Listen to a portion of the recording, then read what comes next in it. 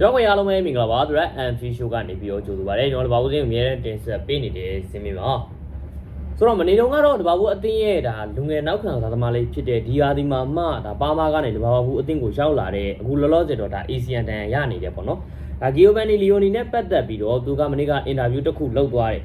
ဒီအင်တာဗျူးမှာသူကဒါလက်ရှိမှာဆိုရင် ASEAN ကနေပြီးတော့သူပြန်လာပြီပေါ့နော်ပြန်လာနေပြီပြန်လာတဲ့အခါမှာလည်း mentality ဘိုင်းဆိုင်ရာစိတ်ပိုင်းဆိုင်ရာရုပ်ပိုင်းဆိုင်ရာနဲ့ပတ်သက်ပြီးတော့သူ့အနေနဲ့အများကြီးဒါတိုးတက်လာအောင်လက်ရှိမှာဒါဆောင်ရွက်နေစူးစမ်းနေတယ်ပေါ့ဒါနဲ့ပတ်သက်ပြီးသူအင်တာဗျူးမှာပြောသွားတဲ့အရာကြီးလည်းရှိပါတယ်ဆိုတော့ဒါလေးတစ်ချက်လောက်ပြောကြည့်အောင်ပါဆိုတော့ subscribe လေးမလုပ်ရသေးဘူးဆိုရင် subscribe လေးလုပ်ထားဖို့တော့အရင်ဆုံးတောင်းဆိုချင်ပါတယ်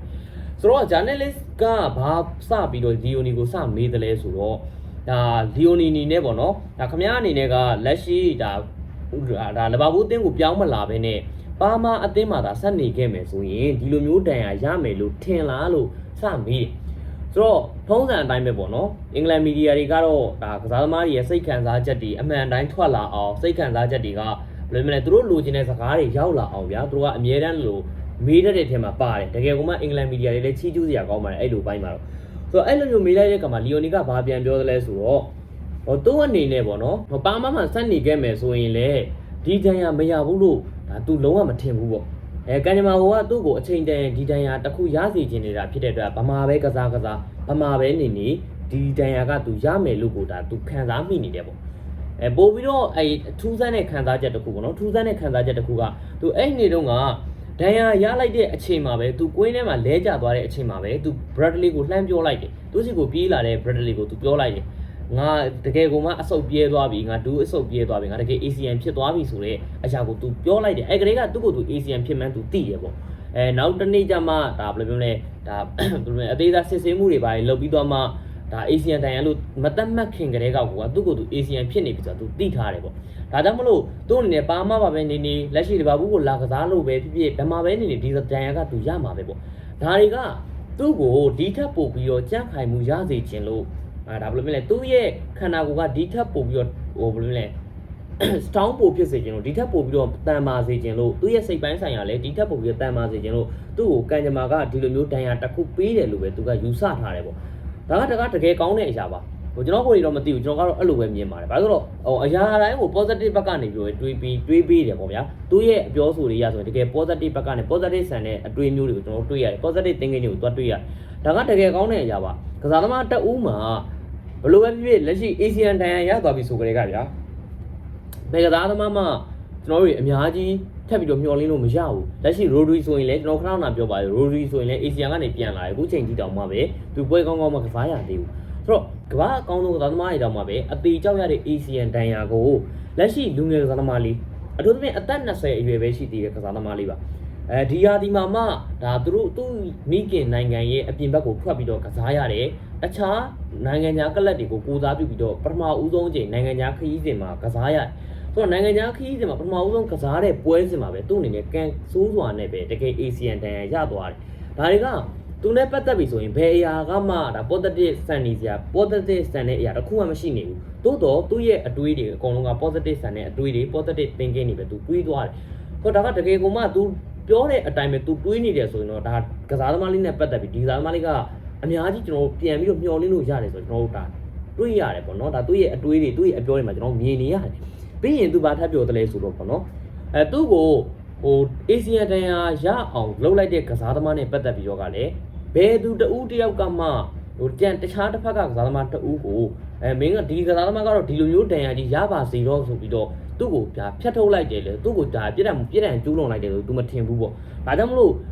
့ဒါလဘာဘူးမှာကစားနေလို့ဒီတန်ရာရတာမဟုတ်သလိုပါမာမှာကစားနေတယ်ဆိုရင်လည်းဒီတန်ရာကမရဘူးလို့လည်းသူမပြောနိုင်ဘူးဒါကြောင့်မလို့သူ့ကိုပြစ်ဒဏ်ကျူးလွန်သွားတဲ့ကစားသမားတွေနဲ့ပတ်သက်ပြီးတော့လေသူဘာမှမပြောချင်သလိုဒါကအားကစားဖြစ်တဲ့အတွက်အချိန်မရွေးကစားသမားတိုင်းမှာဒီလိုတန်ရာမျိုးဖြစ်နိုင်တယ်ဆိုတာသူလက်ခံထားတယ်ပေါ့ဒါနဲ့ပတ်သက်ပြီးတော့သူအဲ့လိုမျိုးဆက်ပြောတယ်ပေါ့နော်ပြီးရင်ဒါ ASEAN ကနေပြီးပြန်လာတဲ့အခါမှာအကောင်းဆုံးပြန်လာနိုင်အောင်သူ့ရဲ့စိတ်ပိုင်းဆိုင်ရာတွေသူ့ရဲ့ physical ပိုင်းဆိုင်ရာတွေကိုပို့ပြီးတော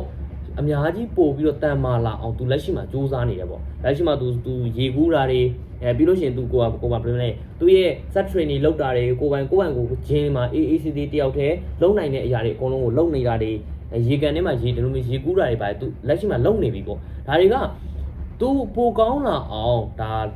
ASEAN တန်ရာရပြီးတဲ့နောက်မှာပိုကောင်းလာအောင်ကူညီပေးနိုင်မယ့်အရာတွေတခုဖြစ်တယ်ပေါ့ဘာဂေဗန်တိုက်ဆိုရင်လည်းဒီ2020-2021ရာသီတုန်းကလည်း ASEAN တန်ရာရခဲ့တယ်ပေါ့ဒါပေမဲ့ဘာဂေဗန်တိုက်က ASEAN တန်ရာကပြန်ကောင်းလာတဲ့အခြေအနေမျိုးမှာချက်ချင်းကြီးခြေစွမ်းနေပြန်ပြပြီးတော့ပုံမှန်အတိုင်းပဲပြန်ပြီးတော့ဖြတ်တန်းပြသွားတယ်ပေါ့ဒါကြောင့်လို့ ASEAN တန်ရာဆိုတာကကစားသမားတိုင်းမလိုချင်တဲ့တန်ရာဆိုတာမှန်တယ်ဆိုပေမဲ့လည်းတချို့ကစားသမားတွေအတွက်ဆိုတော့ခင်ဗျတော့ ASEAN တန်ရာကကြောက်စရာကောင်းတဲ့တန်ရာတစ်ခုမဟုတ်ဘူးဆိုတာကိုလည်းသူရှေ့မှာတွေးခဲ့ပြီးသွားပြီပေါ့ဒါကြောင့်မလို့သူကိုယ်တိုင်ကလည်းလက်ရှိဗာဂေဗန်တိုက်လိုမျိုးပဲအများကြီးသူကိုယ်တိုင်ပဲဒါတူးသားတယ်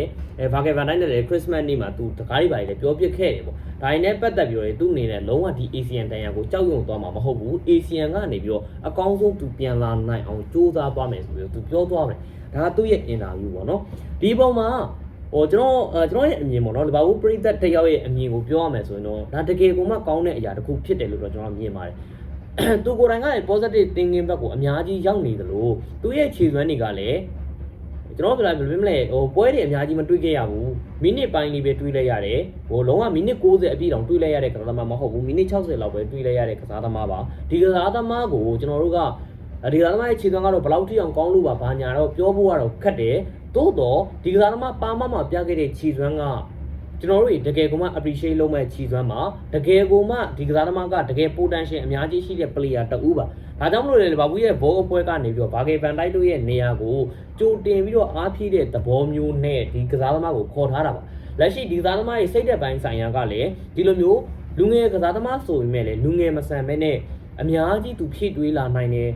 အများကြီးသူဘယ်လိုပြောလဲသူ့ရဲ့ senior ကစားသမားတွေနဲ့ပတ်သက်ပြီးတော့လေသူအများကြီးအတူယူတာတွေကိုတွေးရတယ်ဒါကြောင့်မလို့ဒီကစားသမားနဲ့ပတ်သက်ပြီးတော့ဘာဘူးကတကယ်မျှော်လင့်ချင်စရာပါဆိုတော့ဒီကစားသမားကပြန်ကောင်းလာမယ်ဆိုရင်ဒီဘာဘူးမှာကအများကြီ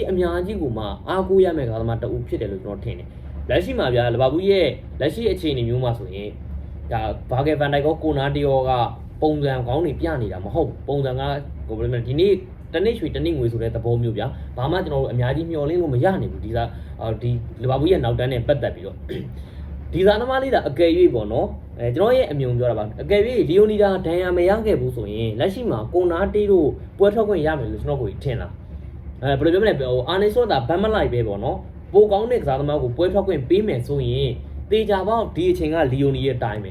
တကယ်လီယိုနီရဲ့တိုင်းဖြစ်နေမှာလီယိုနီရဲ့ဒါလက်ရှိမှာလီယိုနီအကောင်းဆုံးသူဖြတ်တန်းရမယ့်အချိန်ကာလတစ်ခုပါဒါပေမဲ့လည်းသူ့ရဲ့ကံကြမ္မာကသူပြောသလိုပေါ့နော်တစ်ချိန်မှာသူ့ကိုဒီတန်ရာပေးမယ်ဆိုရဲကံကြမ္မာကရှိနေတဲ့အတွက်သူကန်ဆိုးစွာနဲ့ပဲဒီတန်ရာကိုရသွားခဲ့တယ်အဲ့ဒီအတွက်သူလက်ရှိဒါသူအခွင့်အရေးတွေရမယ့်အခြေအနေမျိုးမှာသူအခွင့်အရေးလုံးဝမရဘူးတိုးတော့သူပြောသလိုသူဓာကြီးကိုလုံးဝစိတ်ပြတ်သွားမှာမဟုတ်ဘူးဒီတန်ရာကြီးကိုသူလုံးဝကြောက်ရွံ့သွားမှာမဟုတ်ဘူးဆိုတော့တကယ်ကိုမှဒါအားရစရာပေါ့နော်တပါဘူးငါတို့ရှိမှဒီလိုမျိုးကစားသမားလေးရှိပါလားငါတို့ရှိမှဒီလိုမျိုးစိတ်ဓာတ်နဲ့ကစားသမားလေးရှိပါလားဆိုတော့ခံစားချက်ကတော့တကယ်ကိုမှအများကြီးကောင်းတယ်လို့ကျွန်တော်တို့ခံစားမိတယ်ဘယ်လိုပြောမလဲဗျာလက်ရှိကစားသမားတော်တော်များများကဒဏ်ရာရသွားရင်ဘာဖြစ်သွားလဲဆိုတော့သူတို့ကိုယ်တိုင်ကပြန်လာခြင်းစိတ်တွေအရင်များတယ်တိုးတော့ကွင်းတွင်းအခြေအနေမျိုးမှာကစားတဲ့အခါမှာအရင်ကြီးညှာသွားတာကိုကျွန်တော်တွေ့ရတယ်ဟိုညှာတယ်ဗျာညှာလဲညှာတယ်ညှာလဲညှာအဲ့ ASEAN ကပြန်လာတဲ့ကစားသမားတွေဆိုကျွန်တော်ရှိမှဆိုရင်ဒါဂါဗီပေါ့နော်ဒါဂါဗီနဲ့ပတ်သက်ပြီးဘာစီလိုနာကဂါဗီနဲ့ပတ်သက်ပြီးကျွန်တော်အများကြီးပြောခဲ့ပါတယ်ဂါဗီကတကယ်ကောင်းတဲ့ talented player ပါတကယ်စပိန်လူငယ်တွေထဲမှာအများကြီးအားကိုးရမယ် Pedri ဂါဗီဆိုတာကတကယ်အတွဲလိုက်မြင်စရာကောင်းတဲ့အတွဲပါဒါပေမဲ့